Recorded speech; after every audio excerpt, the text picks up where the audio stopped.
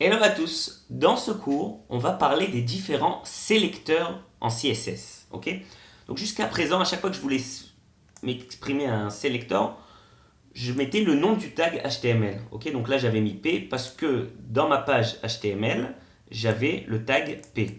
Ok, quand j'avais mis un heading, par exemple H1, okay, heading, pour le sélectionner en CSS, j'avais écrit, c'est-à-dire H1, et j'avais mis son style.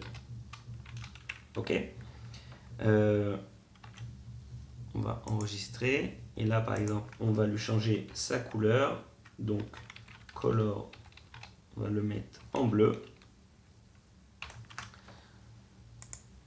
Ok, maintenant j'ai une autre question. Qu'est-ce qui se passe si je veux, vous savez quoi, on va jouer un peu avec les imbrications. On va créer une div dans laquelle on va mettre une autre div dans laquelle on va mettre un paragraphe. Ok, on va l'appeler, on va mettre du texte dedans, on va écrire mon paragraphe dans deux divs. Ok, maintenant j'ai une question. Ici j'ai un paragraphe et ici j'ai un paragraphe. Moi je veux que ma règle, mon style là que j'ai décidé en rouge, en gros et tout ça, ça soit appliqué à celui-là, mais pas à celui-là. Ou vous savez quoi, inversement, que ça soit appliqué à celui qui se trouve dans les deux divs, mais pas au premier. Ok, donc déjà je rafraîchis notre page. Vous voyez que pour l'instant il est appliqué aux deux. Ok, donc comment je peux sélectionner spécifiquement le paragraphe, celui-là qui est imbriqué dans deux divs.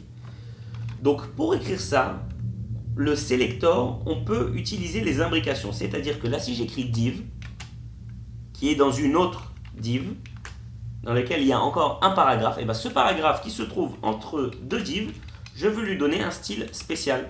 Et par exemple, je veux que sa couleur, on va dire déjà, je le veux beaucoup plus petit, font size 15 pixels, et sa couleur, on va la mettre gris. Okay. Donc là, qu'est-ce que je veux? Je veux que ce paragraphe-là qui se trouve entre les deux divs, eh ben, ça soit ce style-là qui s'y applique. Voilà. Donc, pour exprimer l'imbrication, c'est-à-dire j'écris ma première div, espace, ma deuxième div, espace, et mon paragraphe. Et donc, la règle générale a touché le premier paragraphe, qui est tous les paragraphes, et la deuxième règle a touché seulement le paragraphe qui est dans deux divs, imbriqués. Ok, donc ça c'est pour les sélecteurs imbriqués. Maintenant, je vais vous apprendre un autre sélecteur qui est le sélecteur de tous les éléments. Ça veut dire quoi tous les éléments? Si j'écris étoile et que je mets un style après cette étoile, par exemple, vous ne l'avez pas vu mais on va passer dessus vite fait. Si je veux mettre une bordure, okay, une bordure de 2 pixels, solide et on va dire black, noir. Voilà, je rafraîchis ma page. Vous avez vu que chacun de mes éléments, ok, a eu une bordure de 2 pixels noirs. C'est-à-dire mon heading, mon premier paragraphe, mon deuxième paragraphe et chacune de mes divs. C'est pour ça que vous voyez que c'est un peu plus large. Et aussi mon body et mon HTML. Okay, donc chacun des éléments. Donc, comment j'ai touché chacun des éléments? Grâce à cette étoile. Okay, donc ça c'est pour le sélecteur qui sélectionne tout. Maintenant, ils ont créé pour nous des règles qui vont vraiment nous simplifier la tâche. C'est avec ce qu'on appelle des classes. C'est quoi une classe? On va dire que je vais enlever ça, parce que c'est compliqué d'avoir à commencer à compter les imbrications et à s'en rappeler, tout ça. On va dire que je voulais définir, déjà attendez, je vais juste rafraîchir la page pour qu'on voit plus clair. Si je voulais que ce paragraphe-là, qui se trouve entre deux divs, ne pas le sélectionner du fait qu'il est dans deux divs, parce que si demain je veux changer un peu mon code, bah, tout d'un coup, le style ne va plus s'y appliquer. Donc, je peux utiliser ce qu'on appelle une classe.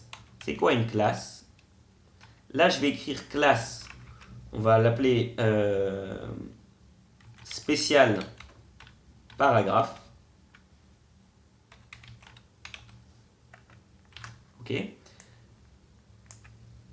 Et grâce à cette classe, je vais pouvoir lui appliquer directement un style.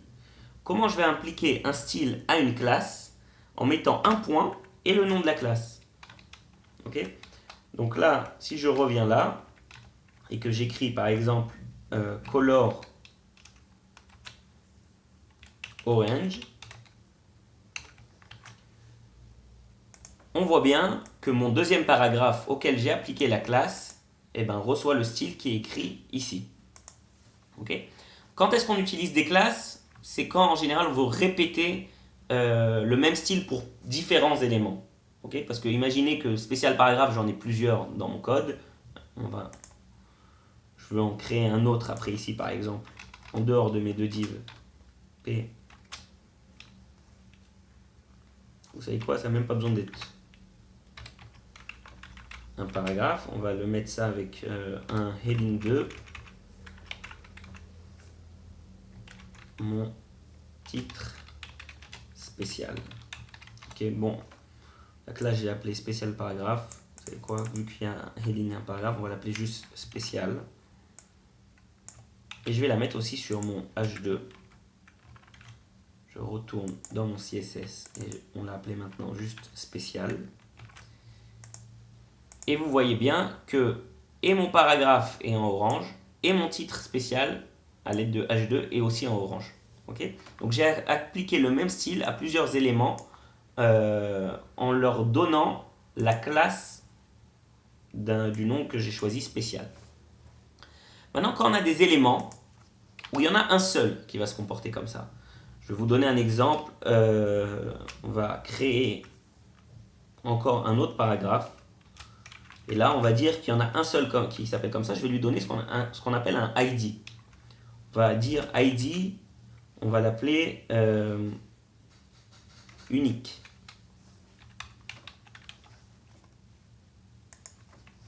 Mon texte unique. Par exemple, mon texte unique, que j'ai mentionné avec un ID, dans mon CSS, je vais lui appliquer un style en utilisant dièse unique. Ok. Et par exemple, on va dire que déjà, attendez, je vais vous rafraîchir la page. Voilà, il est là pour l'instant mon texte unique. Vu que c'était un paragraphe, ce qui est appliqué à lui, c'est juste ça pour l'instant. On va dire qu'au lieu de lui appliquer une taille de 30 pixels, je veux qu'il soit vraiment énorme. C'est-à-dire une taille par exemple de 80 pixels. Ce qui est vraiment énorme. Ok. Donc 80 pixels. Je rafraîchis ma page. Et voilà. Donc, qu'est-ce que j'ai fait pour récapituler? J'ai donné un ID à mon tag HTML et j'ai utilisé mon sélecteur avec le dièse et le nom de l'ID et après je peux lui appliquer le style que je veux. Ok. Pour les sélecteurs, j'aimerais qu'on parle encore d'un autre sélecteur, enfin une autre spécificité des sélecteurs. Par exemple, si on revient sur les liens, vous vous rappelez les liens avec l'attribut href, on va dire http //3w. Qu'est-ce qu'on va utiliser? Facebook.com et là on va écrire Facebook. Ok, je rafraîchis ma page. Vous voyez que le lien est en bleu. Ok. Donc, pourquoi j'ai fait tout ça? Pour vous amener encore un nouveau truc qui s'appelle les pseudo-sélecteurs. Okay, donc, juste, je vais faire un petit peu de théorie. Pour l'instant, ce que vous avez appris, c'est les sélecteurs, la règle. On ouvre les accolades et on met autant de propriétés, value qu'on veut. Okay, il peut y en avoir plein comme ça. Maintenant, le sélecteur, on a vu qu'il peut être avec un ID, une classe, avec un nom d'un tag, aussi avec des imbrications. Okay. Maintenant, quelque chose qu'on n'a pas encore vu, c'est ce qui s'appelle les pseudo-classes. Par exemple, si mon sélecteur, je viens et je fais 2 points pseudo-classe, eh ben, je peux donner un style à une certaine propriété de ce selector. Je m'explique. Par exemple, si on prend le lien,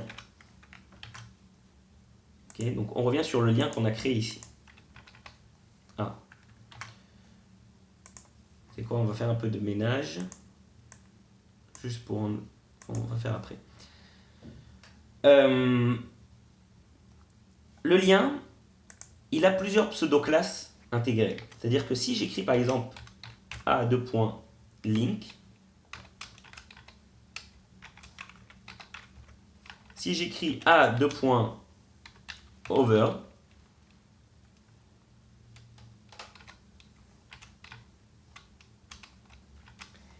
et je peux aussi écrire dans le lien, par exemple, a2.visited.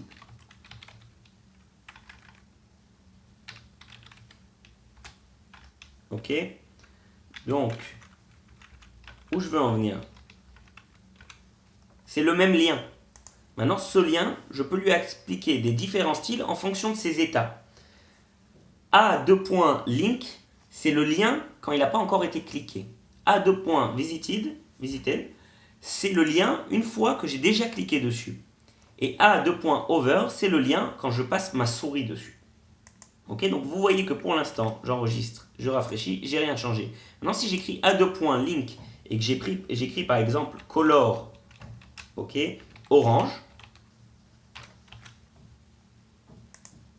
ok, bah mon lien, quand il n'a pas été visité, il est devenu orange. Ok, maintenant, quand je l'ai visité, on va le visiter pour vous montrer tout simplement. Voilà, j'ai ouvert. Ok, bon, on voit bien qu'il essaye de se rendre sur la page Facebook. Je vais revenir à notre page. Et maintenant, le lien, il est visité. Donc, par défaut, il s'affiche en violet. On va dire que moi, je ne veux pas qu'il s'affiche en violet, mais en vert une fois qu'il a été visité. Donc là, j'écris color green. Je rafraîchis ma page. Et voilà, il est en vert. Et on va dire que quand je passe ma souris dessus, je veux qu'il devienne... Est-ce qu'on va lui mettre une autre couleur encore?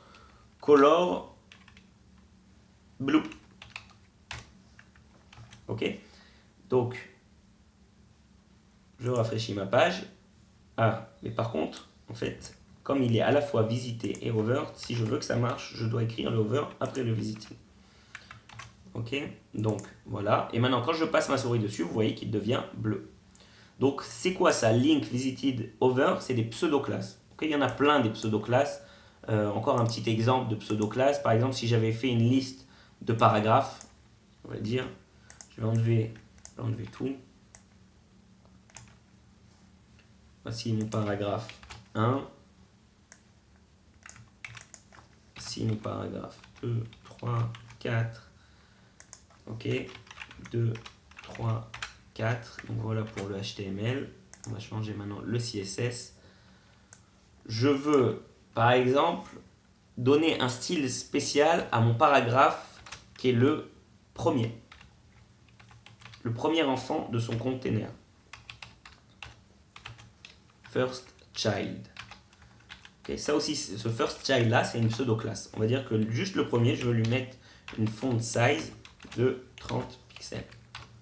Là, je rafraîchis. Vous voyez, tous mes paragraphes ont une taille normale par défaut et juste le premier a une taille de 30 pixels grâce à cette pseudo-classe. Ok, donc pour récapituler, qu'est-ce qu'on a vu? On a vu les sélecteurs imbriqués. On a vu le sélecteur qui permet de tout sélectionner. On a vu le sélecteur de classe. On a vu le sélecteur des ID. Et on a vu le sélecteur de pseudo-classe. Voilà, c'est tout pour les sélecteurs.